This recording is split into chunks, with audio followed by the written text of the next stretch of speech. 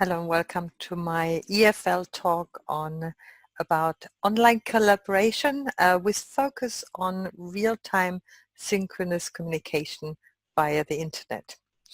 My name is Heike Philp.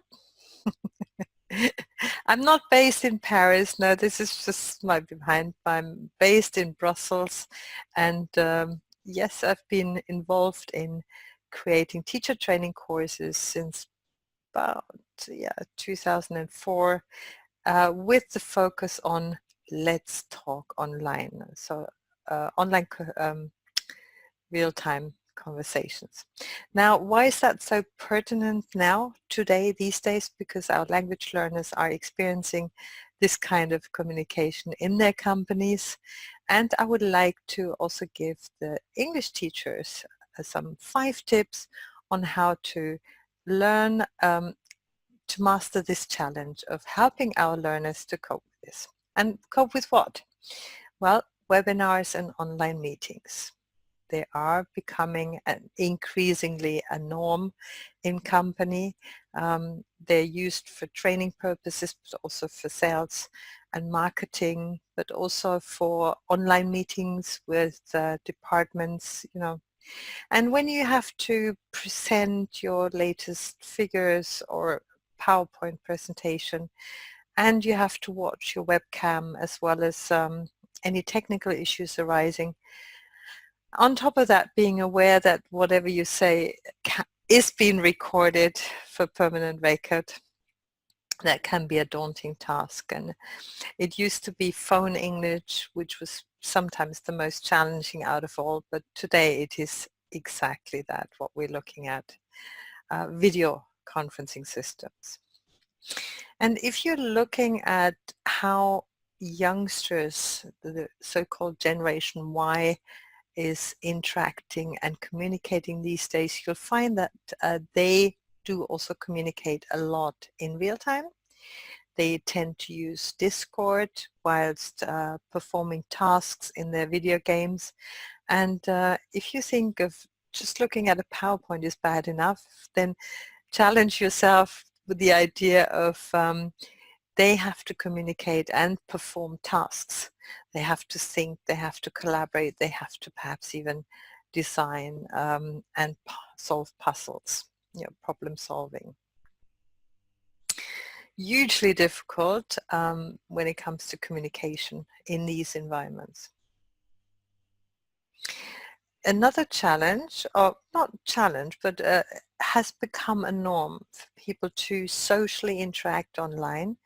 And whilst it's still not practiced all that much, if you think of how popular WhatsApp and Facebook groups are, or forum posts, wikis together for online collaboration, this is how Facebook imagines the future of social interaction to be, namely real-time 3D environments, avatars, and playing a game.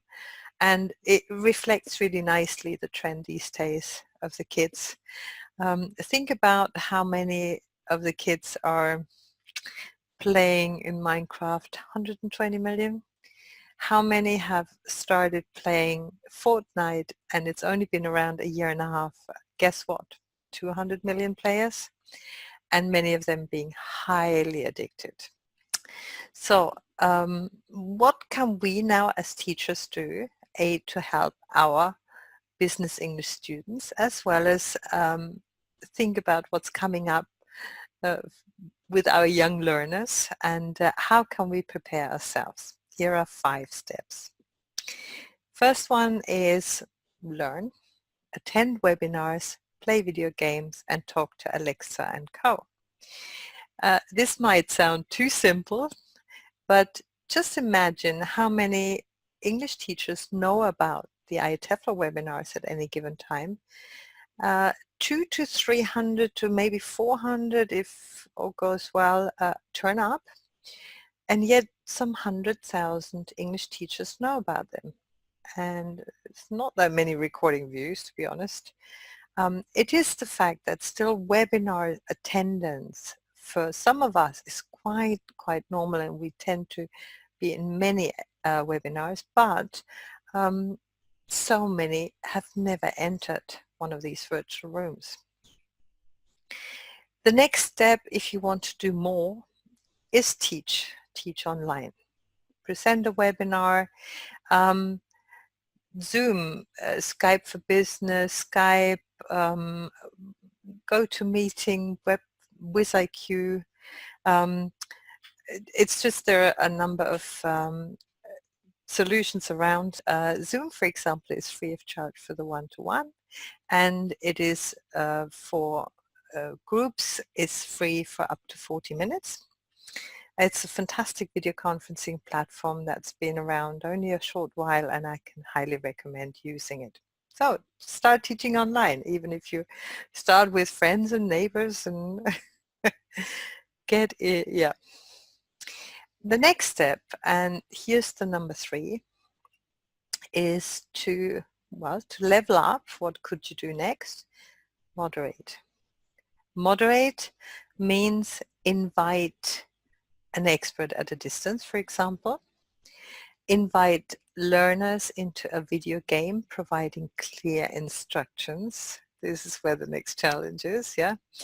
And invite learners and learn software English. It's interesting that this is one of the disciplines I find is lacking most when I hear people, when I hear teachers helping others online, and you just have to know how to call. Is it a cogwheel? Is it the options button? Is it is it the 3 dots? Is it the few lines? Is it the arrow, or is it the triangle?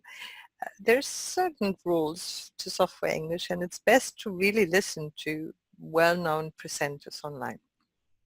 Here is then when you challenge yourself even a bit more. Blend and flip, choose a learning management system or perhaps a community for your learners.